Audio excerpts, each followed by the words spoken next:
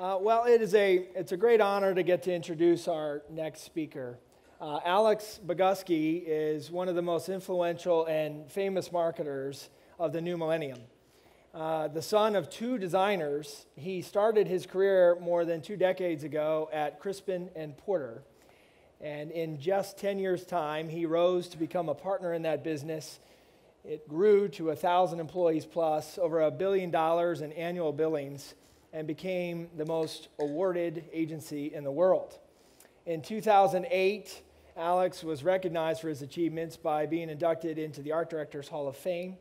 And in 2010, he was named Creative Director of the Decade by Adweek.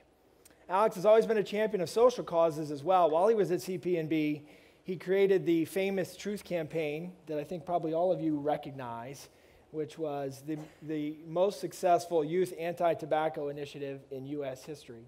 He's continued his focus on social causes since leaving the advertising agency space at the Fearless Revolution, where he and his wife Anna, who's with us today, have mentored social entrepreneurs and been very invested in social causes in many, many ways, some of which we'll hear here shortly.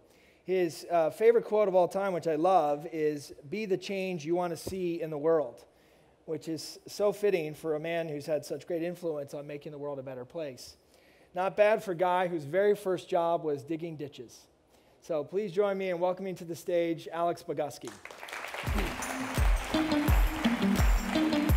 Very nice.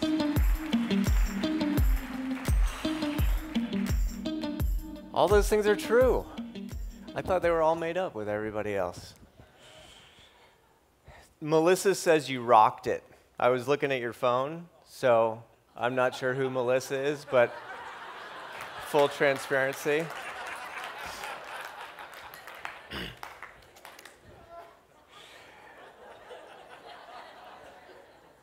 I think that I didn't get to see all today's talks, but I saw several of them, and I noticed people taking notes, and that's an important thing to do. There's been a lot of information. During my presentation, you do not need to take notes. This is full-on hippy-dippy boulder dude mode right now. And I don't think I'll be saying anything that's going to necessarily further your understanding of the ad space. I'm going to talk as honestly as I can just about what it is to be a marketer and what that can be and what it feels like, and it's not always such a piece of cake. And my presentation is this countdown clock's driving me crazy. But I have a lot of time. They gave me 40 minutes, so I hope that I'm going to try to be somewhat engaging and fun. And think of this as, thank you. I can still see it. But think of this, it's like beaming through. Think of this as sort of, you've got all these great ideas, and then I'm a little bit of mental sherbet, I think, to cleanse your palate as you take these ideas forward into tomorrow and beyond. So welcome to how marketers are going to save the world. Believe it or not, that's what we're going to talk about. Like most people, I have collections. I have a collection. My first collection was something normal. It was coins, and my grandfather got me started on collecting coins, and I really enjoyed that. Right now, I have a collection of homeless signs, and I started collecting homeless signs because I was so interested in this conversation that was going on with all of us, and we seemed all really well versed in, but nobody ever thought about it. And I was also interested in the conversation because it was really a couple things about it. It was with people who had fallen through most of the safety nets, right? They're barely hanging on. With us, through our windshields, and we're firmly still in it. And we don't think much about that conversation, so I started to think, well, I'm a creative guy. A lot of these signs are pretty creative. Maybe I could, buy the signs. And that would be my way of having some sort of interaction, because you also struggle, right? You pull up there and you're like, should I look, not look? if I look, they're going to look back. They're going to think, are they going to walk over? And I'm freaked out by the whole thing because I automatically feel somewhat guilty. And this is one of the first signs that I bought, and it's not a very creative sign. It's homeless, broke, anything helps. And the reason why I bought this sign is so many signs say anything helps, which is interesting as an ad guy because there's a lot of testing going on day to day in this marketplace with these signs. And so the signs are being refined. And you start to see themes over and over. And anything helps seems to be kind of a fallback position. They use a lot of the same tactics that we use. Does this sign make me look fat? Anything helps. So trying to bring a little creativity, a little bit of that, perhaps a little connection. Like, what did your day start like, you know? You kind of got in front of the mirror, you put on your outfit, and you're like, I don't know, does my butt look good in this? And so that's what your life is like. That homeless person probably didn't start the day like that, but they're trying to make a connection. And then the little drawing of the chocolate chip cookie, which is just weird, and I love it. So lots of A/B testing. This sign I bought in New York, and this guy, he did lyrics, and he would do different lyrics, and certain lyrics would work better than other lyrics, and he had just refined and refined. And what I found is when you stop and talk to people, they have more than one sign. And it's a little like having different lures, right? Certain signs are working good certain days, and you don't know why. Could be the temperature. Could be what convention's in town. Marketers tend to give much more than others. So this sign, you know, the first time you see it, it really makes you laugh, but you realize if you start to collect the signs that this sign comes up over and over and over. You know, I'll see it as I go from town to town to town. So it's actually a meme that's got a lot of traction for some reason, and it must work. Oh, wait. Honesty. This is transparency in this world. So it always cuts through. If you can do it in marketing, it always works, and it also works in this space. I have a sign that I had to recreate. That this sign reminds me a little bit about. And we talk about the ability to like interact and customize the message today. I saw a little bit about that. This is the sign that he would rock. They call it flying a sign. He'd fly this sign like this, and if he looked kind of cool, he'd be like,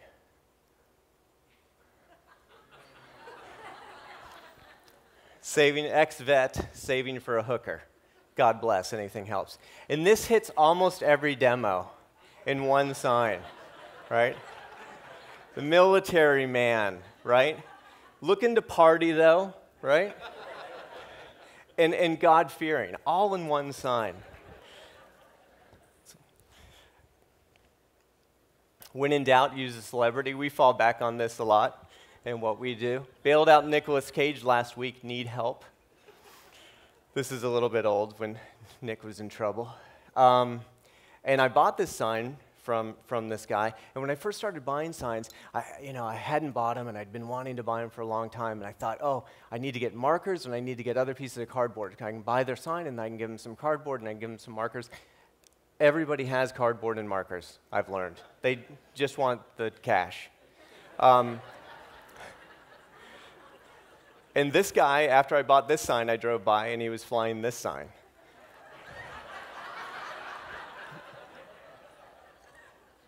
Cultural relevance. He's obviously got a subscription to People magazine. So a friend of mine heard about this collection, and he made a movie. So it's a short movie. We have a trailer for the film, and then he agreed. It's only screening at festivals now, and it's pretty neat. It's a 15-minute short film, so they have these short film festivals. It's won lots of awards and Audience Choice Awards and things like that.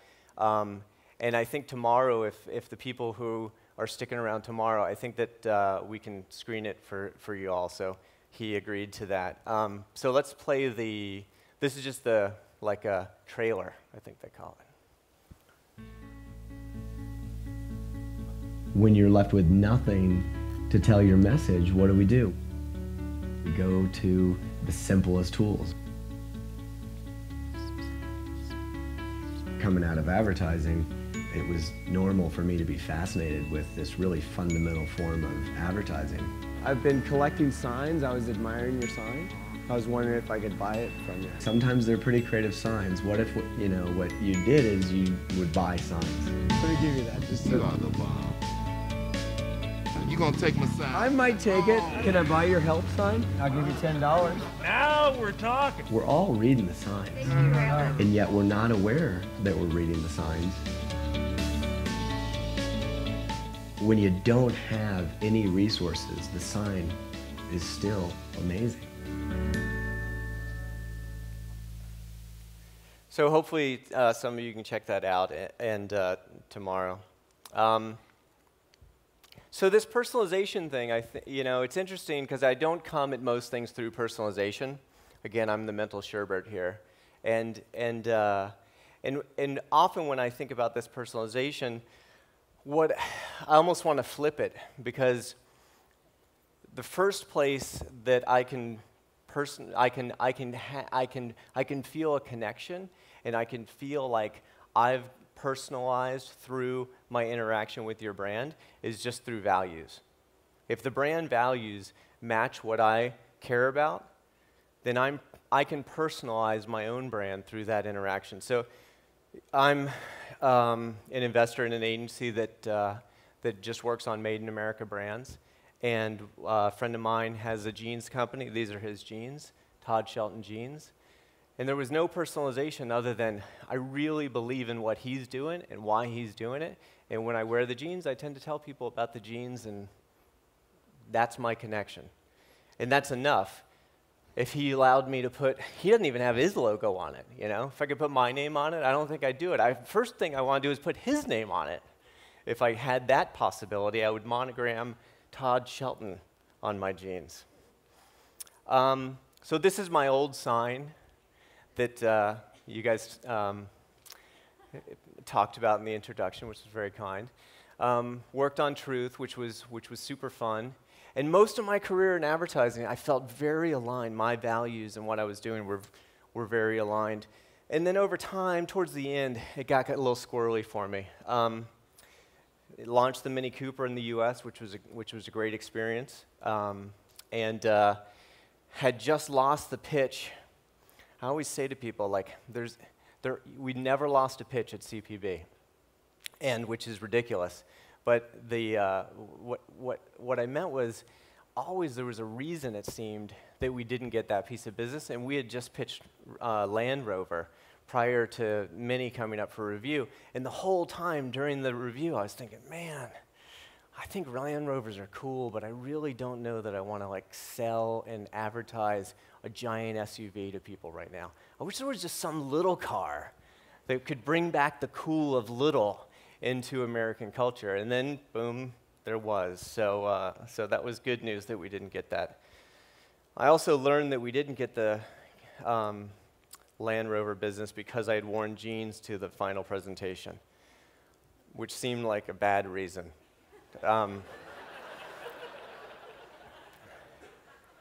Especially if you've seen my wardrobe, I would have to not wear pants.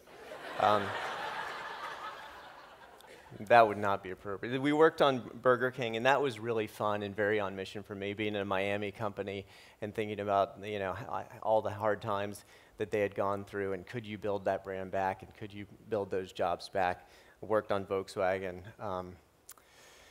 This is a Fast Company story about when we got Microsoft, and I just write, why the poopy face? I don't look very happy.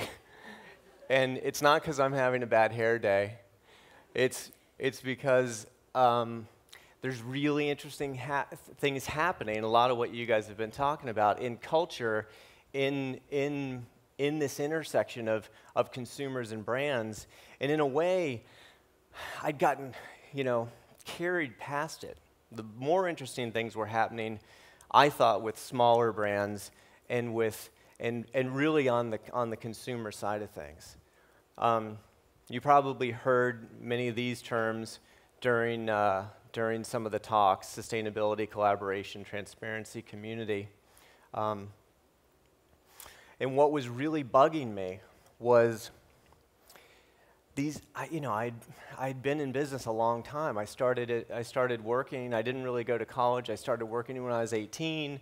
I got into the ad business by accident, really. Thought, well, this is kind of cool. I enjoy it, although I also hate it. And that was a healthy, for me, I think that was one of the things that worked, is I always hated the business, yet was intrigued by it at the same time. And that tension, I think, in a way, it shaped the way our approach was.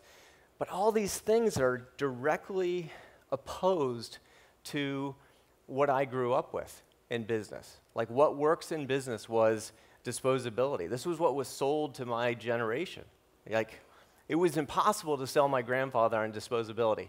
He pulled a handkerchief out of his pocket when he needed to blow his nose. He blew his nose, and he put it back in. And if you talk to him about product that wasn't going to last for the rest of his life, it was shit. And yet, somehow, we changed that conversation. And we did it largely because to have the economic boom that I think we required, it maybe required that change in our philosophy about disposability. We're expanding the economy. So disposability made a lot of sense. Now all you hear is sustainability. Competition, that's how you were successful. You had to destroy every other company. Now you see companies working together all the time. It's weird. Something is wrong. No, something is right. Secrecy, Coca-Cola's secret recipe. It's locked in a vault somewhere in Atlanta. And if anyone could ever get to it, they'd be ruined. And now it's all about transparency. It was about the individual and individual achievement, and now it's much more about community. And I think digital communities are reintroducing us to this idea of each other, and we don't have to be afraid of each other anymore. I think that's one of the great things about Facebook and these digital communities, is that we really, as part of this disposability, as part of this expansion, we were all taught everyone needs an acre of land, everyone needs their own house, everyone needs their own lawnmower, everyone needs their own car, 2 cars, 3 cars. And that was that worked, and it doesn't work anymore. So why was it going this opposite? It wasn't going in a slightly different direction. It was going in the opposite direction, and it just bugged the shit out of me, frankly. So one day I was thinking about it, and this is a little thought experiment, but you can think about it too. If you drop a stone into a bucket, the ripples radiate out. They radiate out perfectly from that drop. Now imagine that the bucket is really big, bigger than this room. They just keep going, they keep going, they keep going. That energy doesn't stop, it just keeps going. Imagine that is as big as the earth. It's going to go for a long time. That expansion is the energy of how we make things now. But eventually, there is an edge to that bucket. And we've hit that edge with our planet. So currently, you've probably heard this fact, we use up 1.5 Earths annually. And what that means is the ability for the Earth to clean the water, clean the air, all the things that it's done free for us for a long time, it can't handle them anymore. So we're overtaxed. We've literally hit that edge of the bucket. This is our economy. This is the notion of expansion. Can it be ever-ending? Yes, but we need to colonize Mars. And that might not happen in time. So what's happened is we've hit that bucket, and those energies are reversing now. So, hey, look, I said this already. Today, humanity uses the equivalent of 1.5 Earth to provide the resource we use and absorb our waste. This is going good. When I'm able to remember shit that I didn't write down. And this is the new direction of the energy.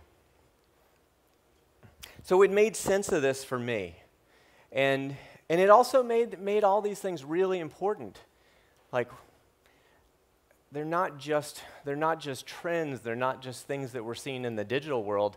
They're fundamental, they're physics. And physics is showing up and saying, hey, humanity, you're going to have to reverse a lot of this stuff. So this is on the issue of sustainability. This is a quote that I love. On the issue of sustainability, some estimate that the total profits of the consumer goods industry could be wiped out in 30 years if no action is taken. See, that's a big problem if you're in consumer goods. Who's the hippie that said this? Anyone? Anyone? Paul Pullman, the Unilever CEO. Freaking hippie. Now, he talk about context. What's the context that Unilever does business in? What's the context that we all do business in? This is the context beyond the context. So why are we not all racing to these goals? And I think we're not. I mean, we talk about them, and we've been talking about them for a long time, but I think the progress feels pretty slow. So this is another, I love signs. This is another sign, I think, of our times. And this woman's sign says, I can't afford my own politician, so I made this sign. And what's happened is in essence, and you see this every day, our political system has been hacked. And it unfortunately has not been hacked by the Russians. It hasn't been hacked by some foreign government. It's been hacked by our own institutions, our own corporations, the places that we work. That we have hacked the government. So this is just to jump back to things your dad says. I don't know if everyone's dad told him this, but my dad took me through this. And he said, look, son, you can always tell who's in charge and who's got the power by the size of the buildings. And, back in the day, this is actually to scale. I drew this exactly to scale. That thing on the far left is a castle. It actually is pretty close to scale. So the kings and their castles were in charge, and they did war with each other, and they had their serfdom. And then over time, that power shifted to the church. And cathedrals were much bigger than castles.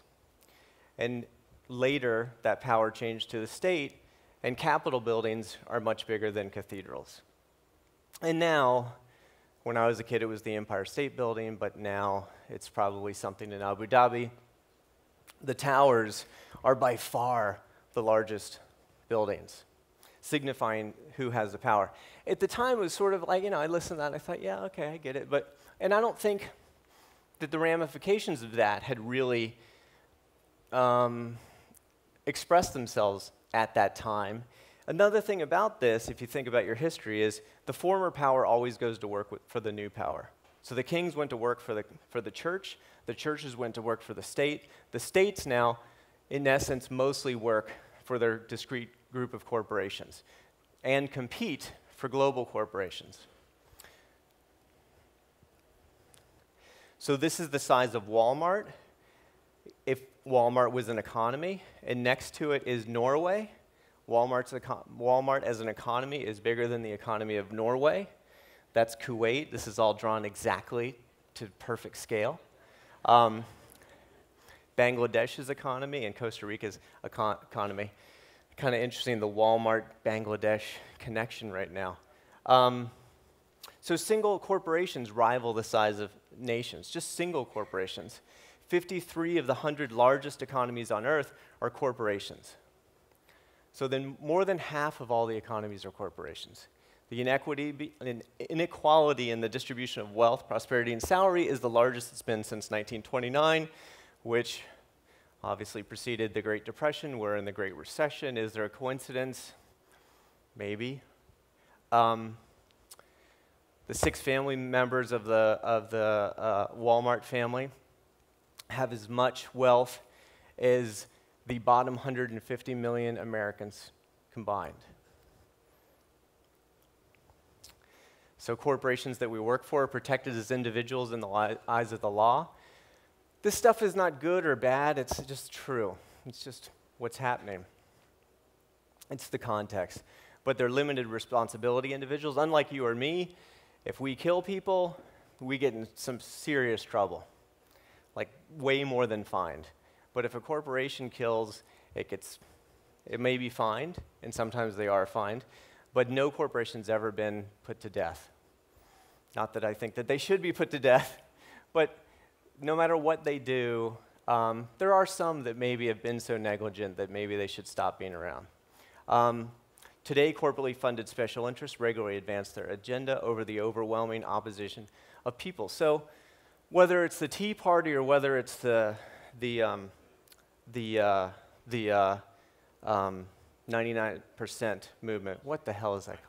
Thank you. Whether it's Occupy, that went away, didn't it? Either one, the energy is sort of the same, which is things aren't working. The way government used to work is not working. These corporations, us, when we think about what our job is, we think a lot about how do you get money from people, but we don't think very much about governing people. Governments, on the other hand, are thinking all the time about governing people.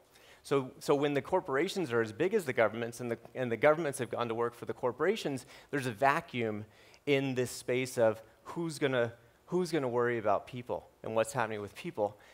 You can go through any paper at any day and you see special interests that have hacked our system. So GMOs is something I personally care about. There's something that you care about that's the same. Almost 80% of people want GMOs labeled.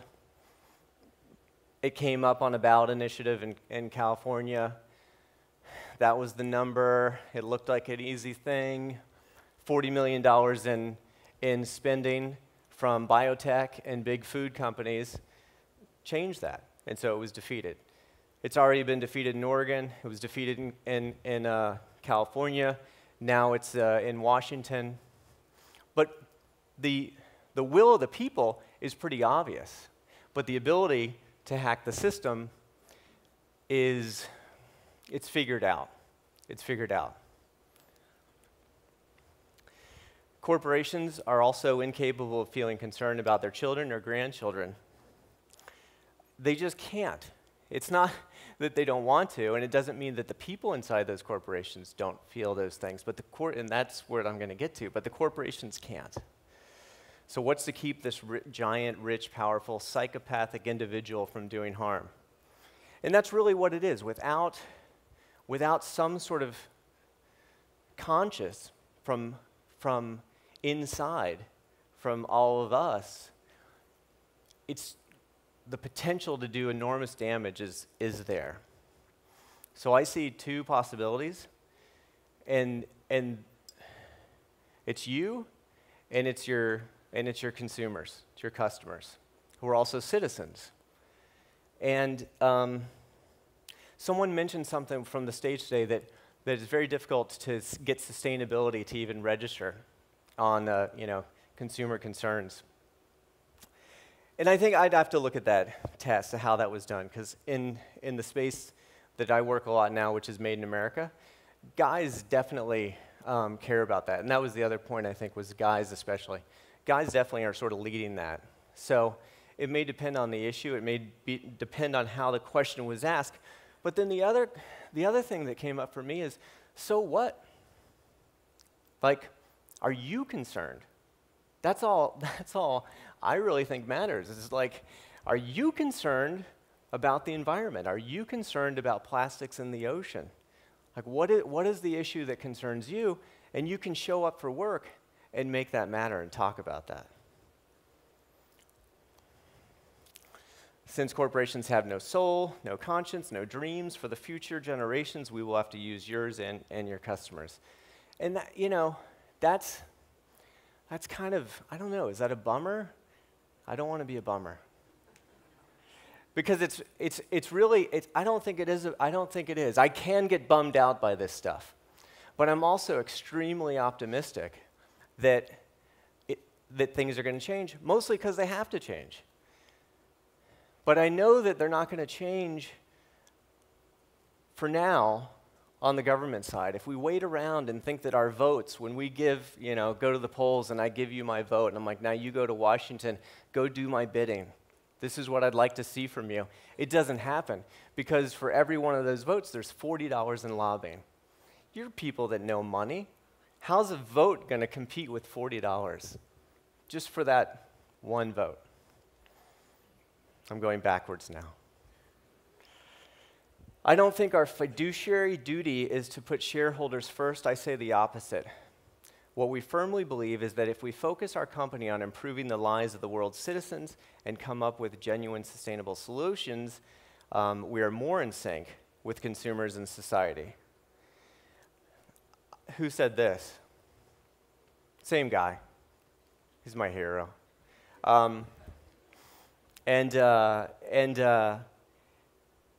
It's pretty interesting that he says we're more in sync. Maybe we're more in sync, and maybe we're not more in sync. I don't know really whether it matters. Paul has been thinking about this stuff a lot. Paul has got the ability to get people to research. Well, what's going to happen if we don't change the way we go to market? Well, in 30 years, no one will be profitable, including us.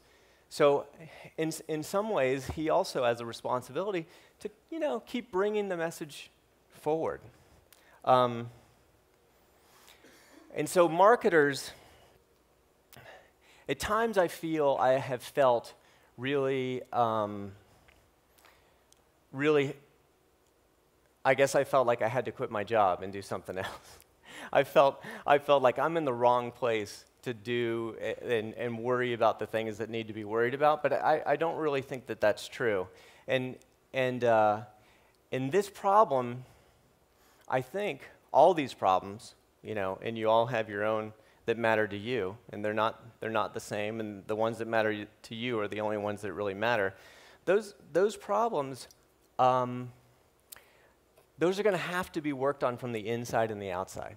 So there are outsiders that will agitate from the outside and make noise and change things. But the insiders matter just as much, and it can be little tiny things. As a marketer, when you're in a meeting, I've been in those meetings. I mean, one of the reasons why I quit was I couldn't take the corporate denial one more second. Now that's me.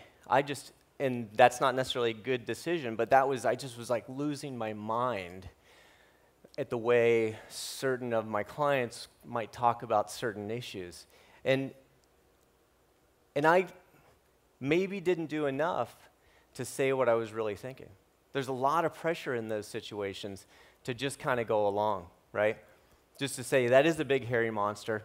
I don't know how we're going to fix that. Yeah, okay, skip that. But there aren't necessarily answers right now. What really matters are just that the questions, get raised.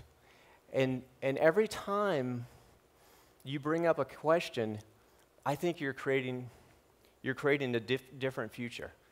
I'm reading a really amazing book, and I'm going to screw up the title, but it's something like the Pinkman's The Angels of Our Better Nature. Is anyone reading that? No? It's about the history of peace, and we live in the most peaceful time ever. And what's amazing about peace is not that it changed and we became more peaceful after there was a certain law. What happened with peace is we acknowledged that we just weren't down with violence. We changed based on the thinking of writers that were giving us a new way to look at torture and say, yeah, torture, it sucks, it's not right. And then torture went away, right? And Uncle Tom's Cabin was a big part, a piece of fiction was a big part of ending slavery. Our attitudes have to change before the answers really come. The answers are not necessarily apparent in most of the things we're talking about, but they will come if our attitudes change. And the attitudes change when you are willing to step up to just say, I'm not comfortable with this. Can we begin to look at how we could do things differently? Some of you are old enough to remember at times, during the civil rights battle, it mattered if you just said, hey, don't use that word. I'm not okay with it. And people started to do that, and those attitudes changed. So, this again, I think that these are really, oddly enough, big drivers of change, and they've somehow found their way into marketing people's landscape. This is the kind of stuff that you guys deal with all the time. And what is that exchange? What is that fair exchange? It may be that I give up my personal information and you give me a funny dancing, someone wanted me to dance, a funny dancing baby, right? And that might be enough. But I want to know how much the CEO makes. I want to know, what's the political giving of that corporation? Pull your pants down and I will give you my information. And that would seem like a vital exchange so that I knew what I was doing with that dollar. Because I know what I'm doing with that vote. It may not be working, but at least I know what I'm doing with it. When I pay my AT&T bill, I don't know that I'm funding some political organization that maybe I'm not comfortable with. They're not telling me. Ben & Jerry's is, which is cool. Whether I agree or don't agree with their politics, I love that they've gone there. So this is, to me, this is the most important slide. Please don't think I'm telling you what to do, because I don't know what to do. And so I don't even have that data. All I'm saying, all I'm hoping for is that everybody shows up with what makes them unique and human in your corporate lives. And when you get that feeling, and it's happened, I think maybe to all of us, where you make decisions in your corporate world and then you walk out the door, and you walk into a world that's like, man, not exactly what I would have liked to have been part of creating. It's a little different. Well, just walk back in the next day and make sure that you show up with all that makes you and caring and amazing, which you are. French resistance. So this is an example of it that I thought was really cool. A woman who, I wish I could remember her name. I was watching her on Bill Moyer, and she is an activist, and she's really concerned about toxins. Toxins is that's a great one. Many of us work on things that probably have stuff in it that maybe isn't legal in Europe, and we can be that pressure point. But what she said was, I don't want to be the good German soldier.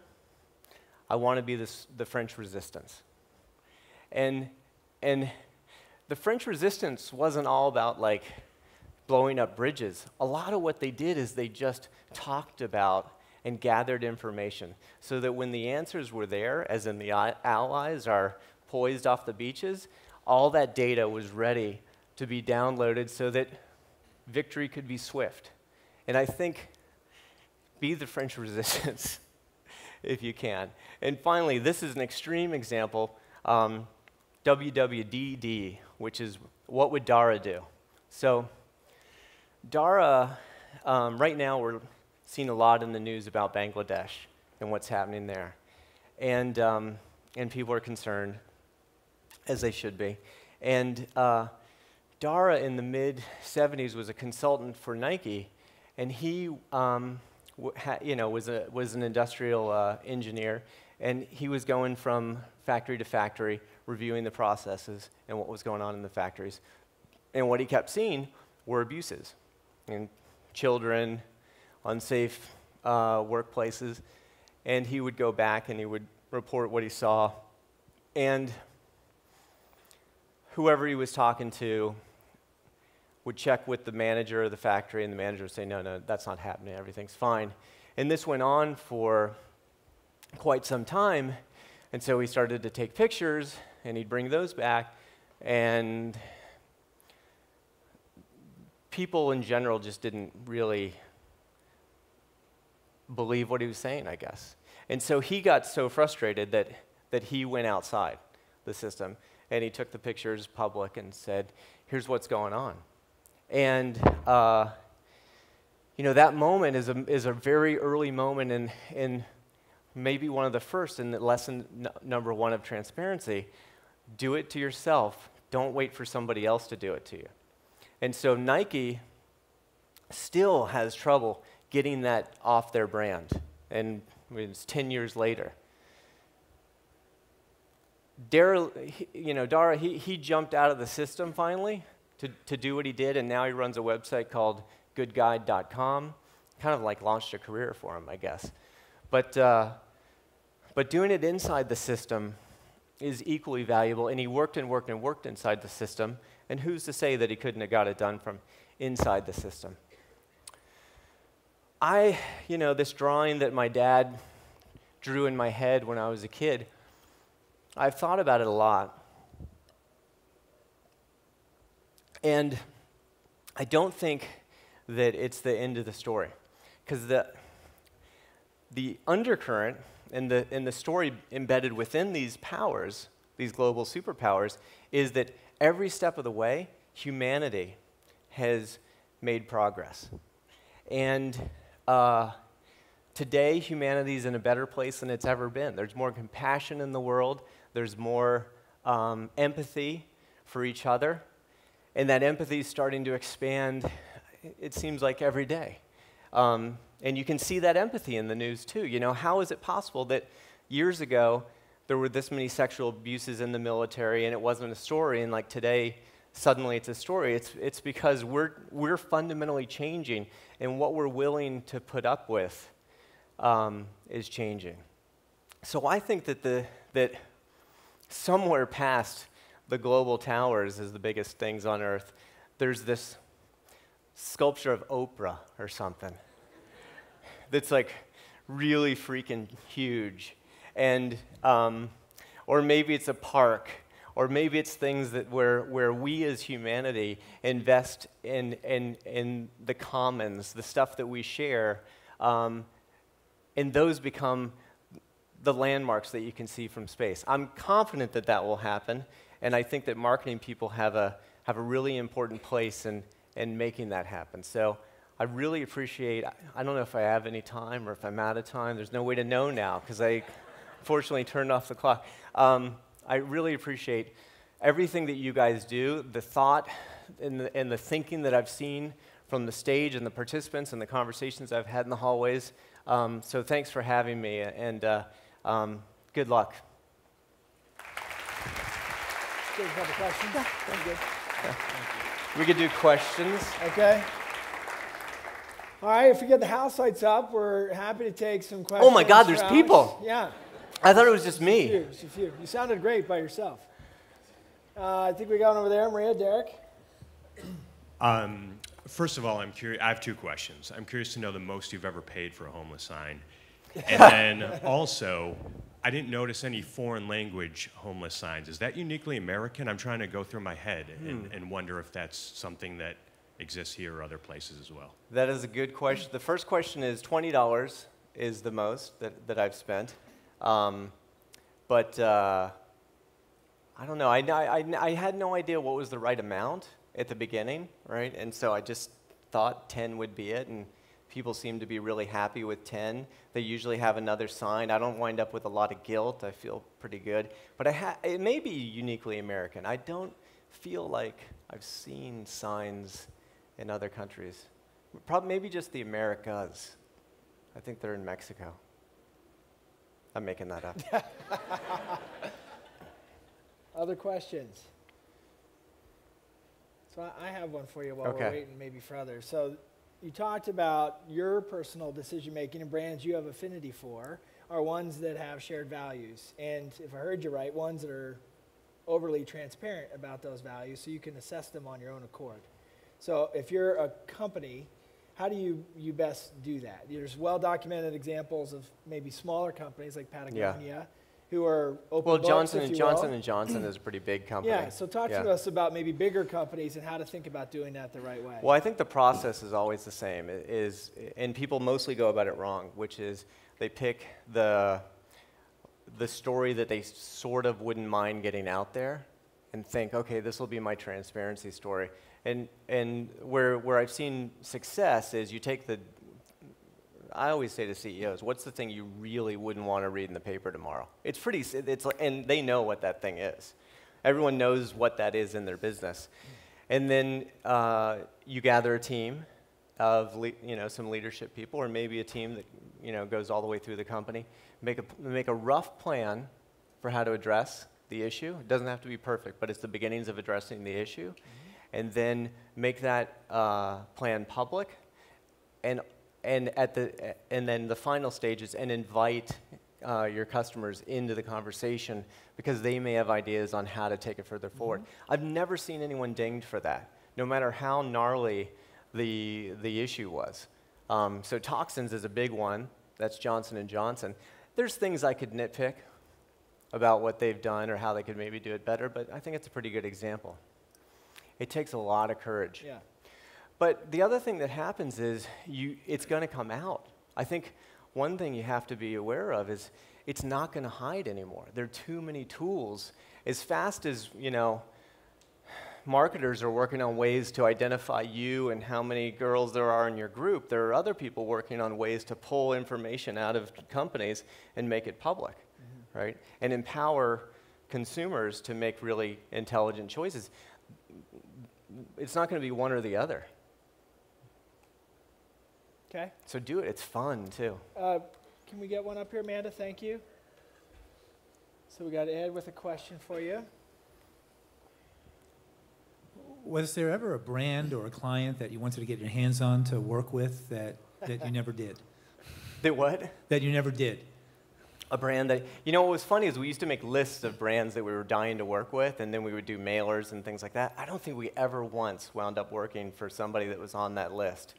But there was something karmic about the outreach that we would get business that would come in, but it was never from that list. And then it was always more interesting, too. We finally gave up on making lists because we were like, our lists are so dull. It's the usual suspects, and then the things that happen are so cool. Like, you couldn't even have put many on the list because you wouldn't have known it was happening.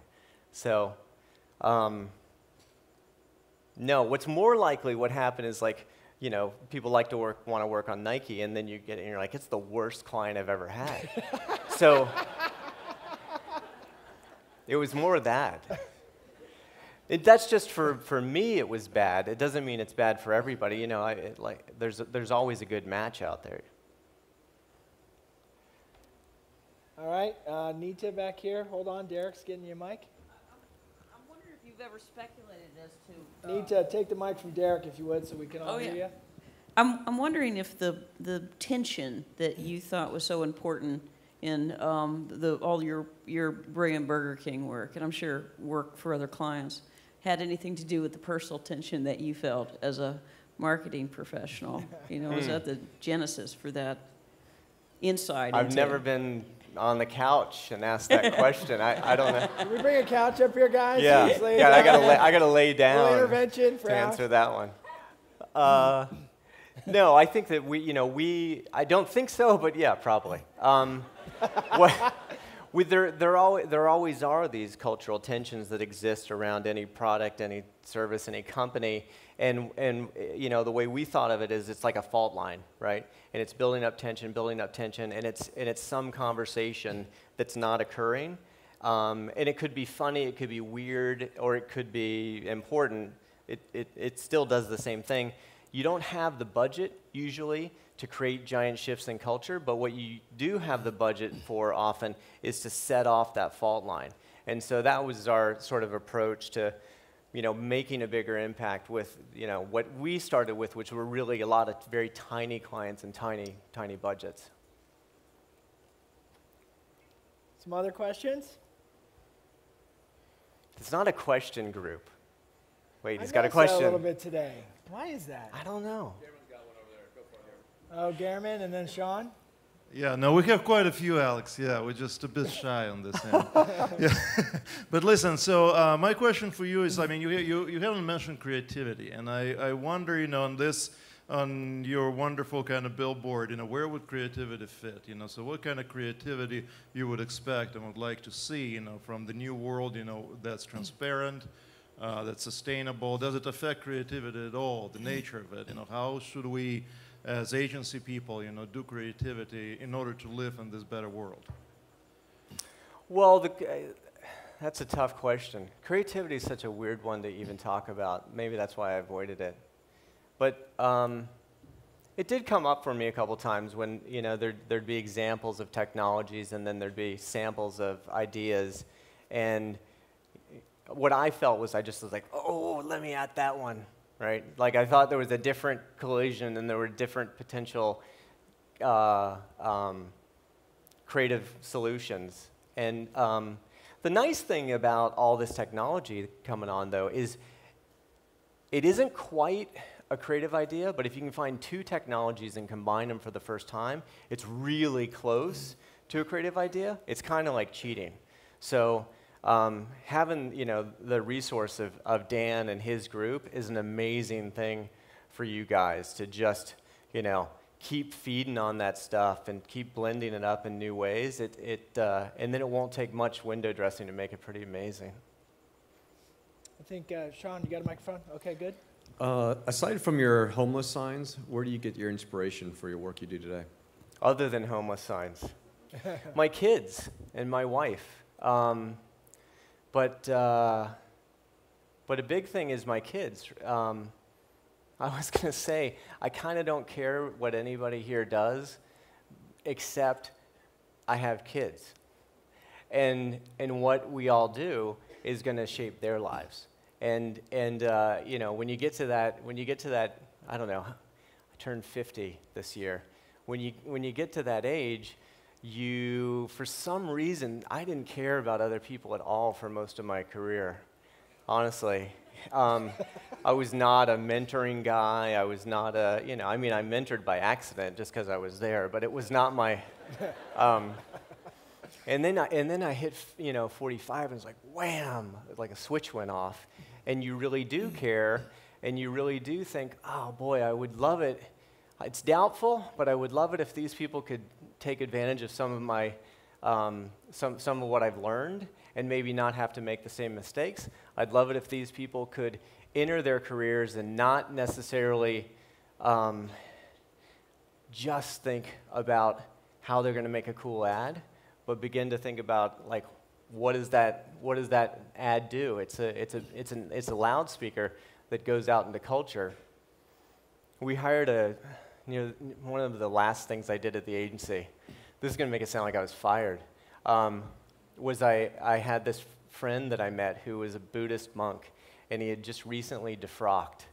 And so he had come out of like 6 years of silent meditation in a cave, and literally, and he was, and he talked like this, and was very thoughtful. And I was like, do they teach you that in monk school, or is that something you're putting on? Like, why do all you monks talk like that?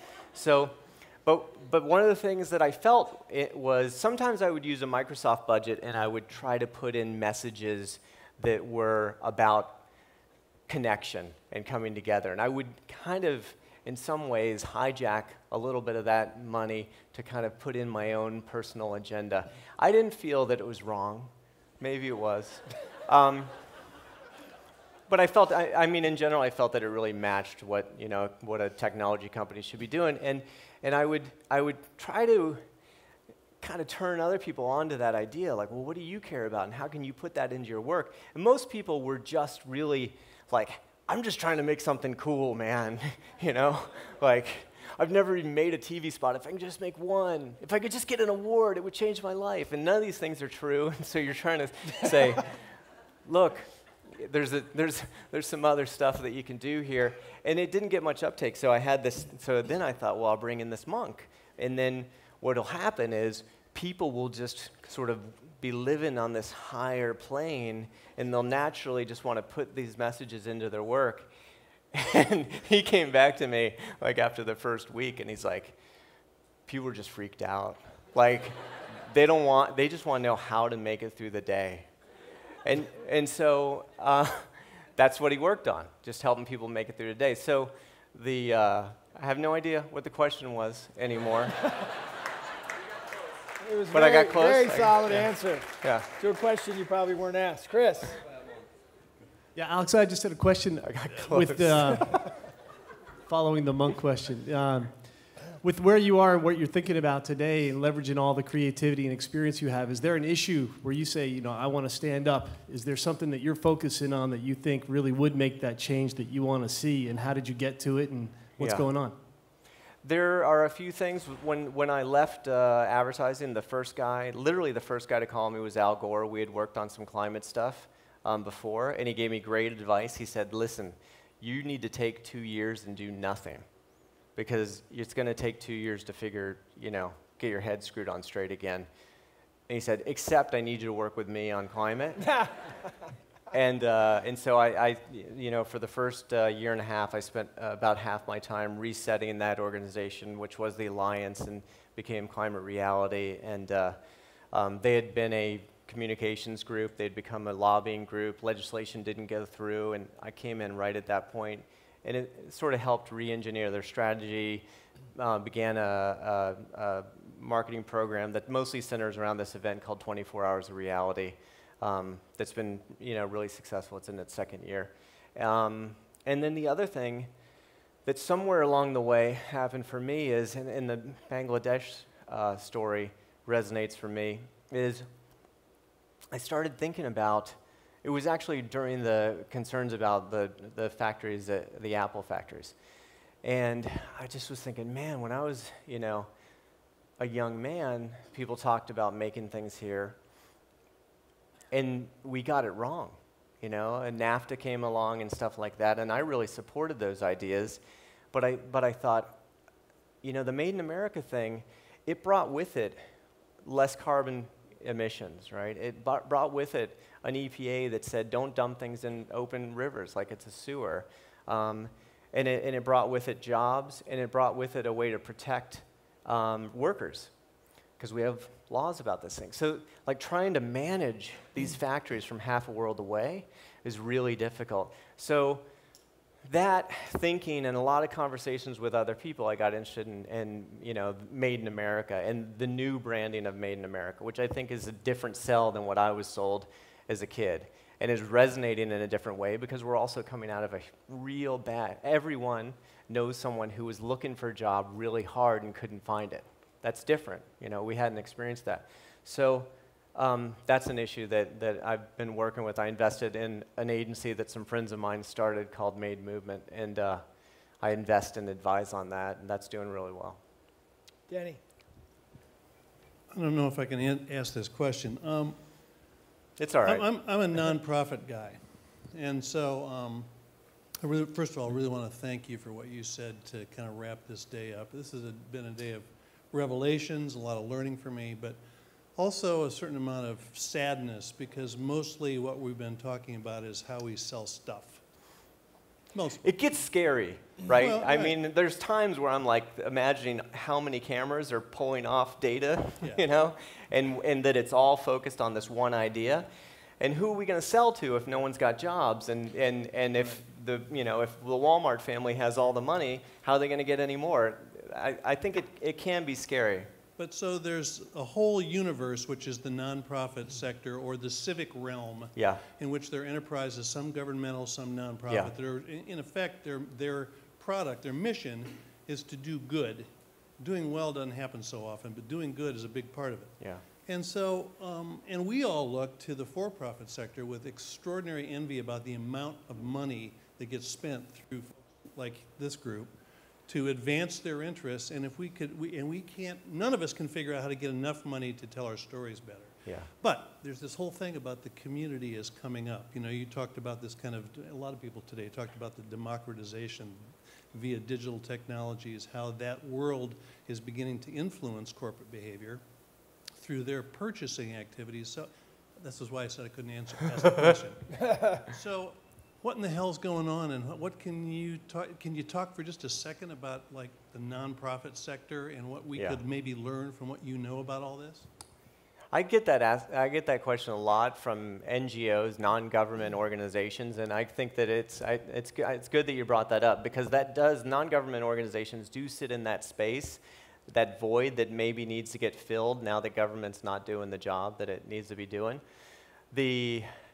Yes, money is really important, and there is, people often come to me and they're like, you know how to do this, you were creative director of the decade, will you come do it for us? And I always have to say, there is a secret ingredient of advertising, cash, and you need massive amounts of cash, and so most nonprofits don't have that. You can have success, but you got to be way smarter, and in a way you got to be way better.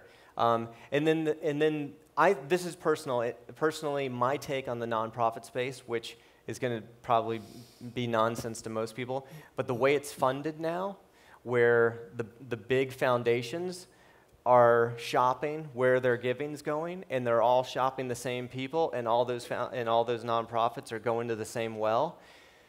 What's happened is the way they ask for the way they look for credentializing from the nonprofits is, were you successful at this? Show us something you ticked off and that you were successful with it. And in my opinion, it's ruining what we need nonprofits to do. What we need nonprofits to do is take on the things that are impossible.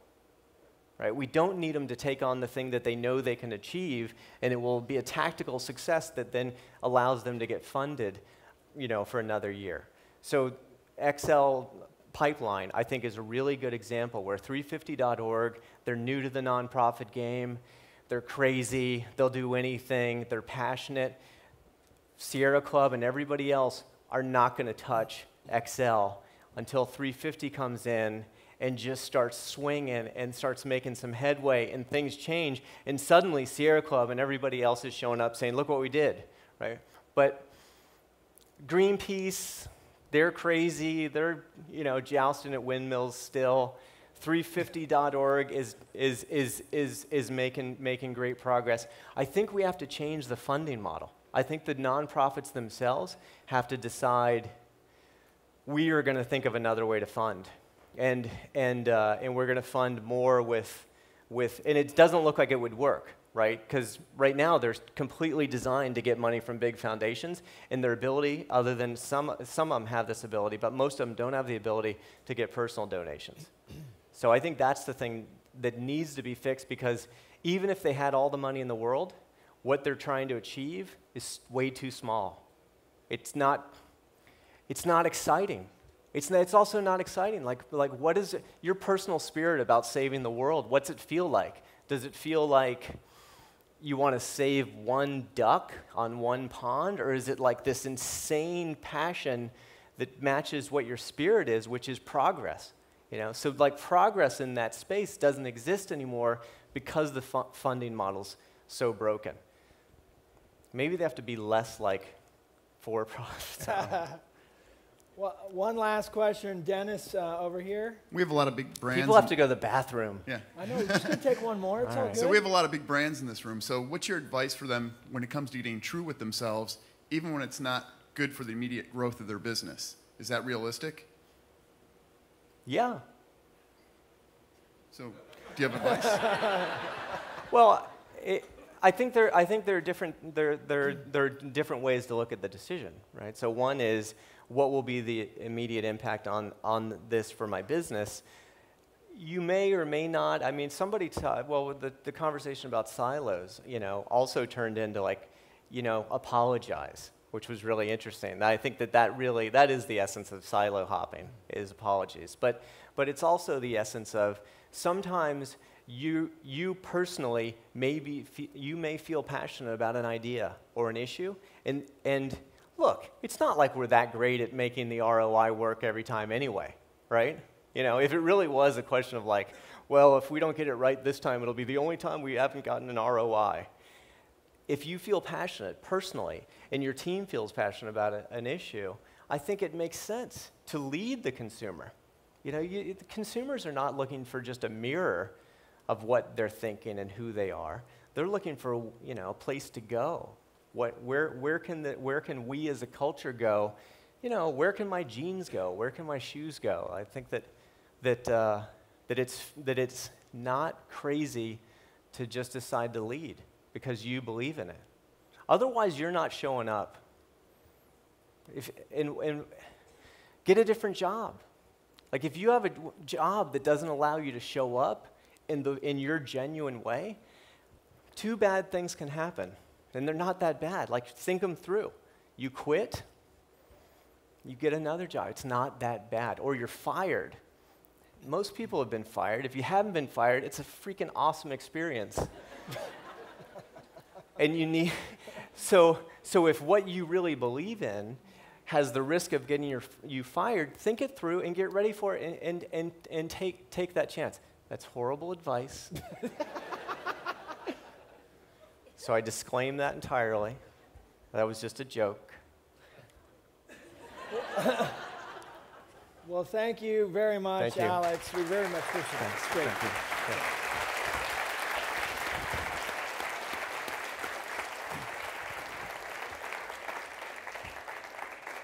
you. Well, that's been a heck of a day. A heck of a day. I want to thank all of our collective speakers that charmed us on the stage today. One more round of applause. Thank you very much.